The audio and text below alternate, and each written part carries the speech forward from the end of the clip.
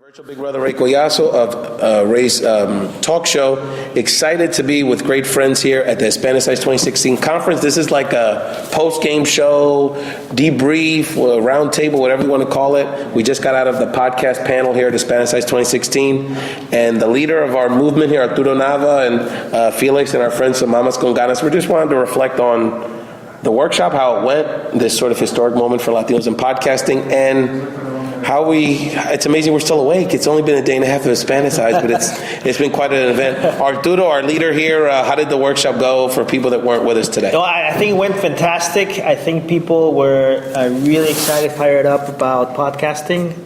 And I see the movement. Last year we were here in the first ever podcasting panel, and people were still kind of very new to it. And now I see more energy, more excitement. So very excited. Thank you for being part of the panel. Ray and Felix and Marcy, who was also part of the panel. Absolutely. And I think it was fantastic. You guys did an amazing job, and I think people walked out of that session with like really concrete action steps they can take today to start their podcast. Felix, when you came to Hispanicize in 2015, there was literally a half dozen Latino podcasters here, very little understanding of even what a podcast was, much less the Latino podcasting landscape. What has changed now in this year amongst Latino content creators? Well, Ray, you're absolutely correct. Last year when I was mentioning the word podcast, people were asking, what is that? Yeah. What's a podcast? People did not know what a podcast was.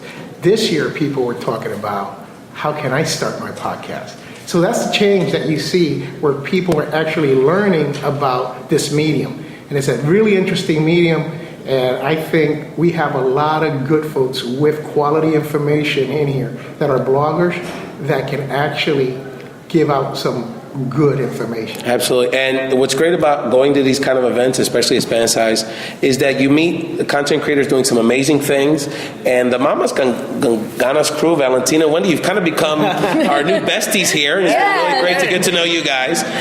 So why don't you tell us? We become their best friends. There's a lot of fanning, a lot of fans here. So as people that were part of the audience that participated in the workshop today, what was your perspective on the discussion? Well, it was great because, first of all, Wendy and I, my partner from Mamas con Ganas, the blog, we're going to start our own podcast for Latinas. Awesome. For Latinas, para que ellas puedan también tener tips to have success in their lives and to live their life with lots of ganas, which is what our blog is about.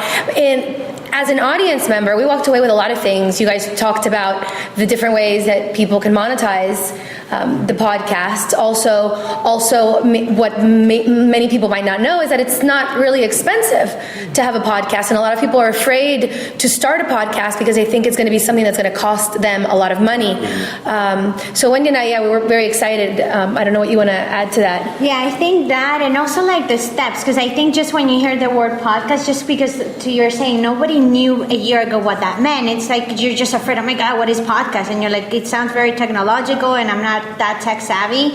And you mentioned that on la charla de hoy, and then whenever you posted like the 14 steps to start your own podcast, and then it's actually it's easy, you can do it from your phone. We just did one a few minutes ago. So it's you don't think you're with all this equipment, which is actually how I envision it. And then you have it. If you own a phone, a smartphone, you can podcast right now. Wendy, what about the presentation? What about the discussion surprised you the most? I'm curious. What did you learn that maybe you didn't expect, or something that maybe surprised you about the discussion? I think a lot of the things, because we've been doing a lot of research into the podcast, we kind of already seen it. One of the things I would say is the different sorts of applications that you've used, that you recommended. Mm-hmm. I think that was one of the what we took from it. Knowing that there's a need for the Latina or Latino to be present in podcasts, we knew that. We know there was that need, and that was the other thing. And like the monetizing too, the fact that you could actually bring brands in, and the other thing that I love is whenever you also are putting segments in to bring commercials. I never even thought about that. I really, that's something that I just didn't think about that. I just thought of a podcast like going through the whole time without any commercial. One of the things on that, and we didn't discuss it on the panel, I mean, there's whole courses around podcasting, right? But one of the things is that podcast listeners, because they're so loyal to their favorite podcast, they don't mind advertising because they understand. And also, a lot of times you can incorporate the advertising very organically. So the trend tends to be more live reads, like sort of like incorporated more naturally in the discussion. Arturo, one of the things I found interesting was the writers and the bloggers and the wannabe authors in the room were very interested in the connection between your podcast and your publishing. Yeah, so I think the key point that I think a lot of people reacted to was that a podcast is not just a podcast. It's a wealth of content, and then you can repurpose to write a book or do something else, create a course, and really monetize and build your brand at a higher level. So, yeah, I had a lot of questions on, hey, how do you write a book? And a lot of interest in, you have this, all these wealth of episodes. How can you like package it together, synthesize around one theme, and then it becomes a book? That's kind of what I did, and it worked really well. So definitely there's like you can see it as content creation, as building your brand and building your business at the same time, and then you can repurpose that, repackage, and be more successful with it. It was a shame because there was so much interest in the discussion with questions and sort of sidebar conversations, but there was another activity happening afterwards, so we kind of got kicked out, but that's what happens at Latino parties. We don't know when to go home. But Arturo... We have a hard time saying goodbye. It's tough. Mucho beso, mucho foto. But Arturo, there was a lot of... What kind of reaction and feedback did you get from other audience participants other than Valentina and Wendy?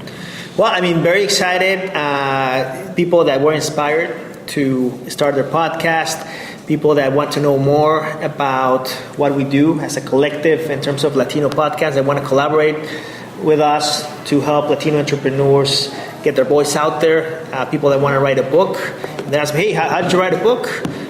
Did you find a publisher? No, it's like I published myself. So there's a lot of interest in the different ways that you can use a podcast as a platform to grow a business, and I think that was kind of the main takeaway. And I was very excited just to be here and be part of the La Familia, ¿no? Que estamos haciendo de podcast. Absolutely. Super exciting was the fact that there was also a woman panelist. From Quintana, absolutely, Hispano entrepreneur. And that, for Wendy and I, is like, oh my God, there's another Latina with a podcast. And, we see her as an inspiration. As far as I can tell, it's the biggest gap in content, maybe on the internet, Latinas podcasting and doing more talk-oriented content. Felix, for people that missed it, give people a sense of how you're feeling about today and obviously our time here at Hispanicize. Well, podcasting has a future. And if you're a content creator, if you're a blogger, if you're an author, if you have a product or service to put out, this is the way to go. This is just another avenue, another vehicle that will make your brand grow. And people realize that today. When we were talking in there, people were like, wow, I did not know what I'm missing on. So it's really important for people to understand that this is just another way of putting out your content and hopefully monetizing it and creating a tribe. Absolutely. So we're going to give the ladies the last word. The Mamas con Ganas team, your thoughts about your first Hispanicize as a brand, as a platform, and anything else you'd like to share with our collective audiences. Yeah, it's our first time in Hispanicize, and what I love is there's a lot of synergies. And I think that's really important to grow relationships in your business and what your endeavors or passions is. And that's so huge. I love that we're all coming together and we may be podcasting or blogging about different subjects, but at the end, todos estamos unidos. Somos latinos, estamos unidos, and we're here to help each other out. Yeah, and make a difference, definitely. That's awesome. I fibbed because I want to make sure Felix has one more thing. Felix, this summer you're going to be organizing another discussion with Latinos in podcast. I want to make sure you were able to shout it out real quick. Yes, we're going to be present at Podcast Movement in June. In Chicago. In the Grand City. Oh, in the Shy. La Tierra de Arturo Navarro. And I want to give a shout out to Manny Ruiz for allowing us this venue here at Hispanicize 2016. Thank you, Manny. Thank you, Manny. Summit. Those were awesome events. Yeah. If you missed it this year, you can always come back for 2017. Absolutely. So hook up with Hispanicize.com and you will find all this great content, event, and I mean, this is like a big party and a training place. It's So- fun. We're doing serious business here. I don't want anyone to feel like we're not utilizing this time.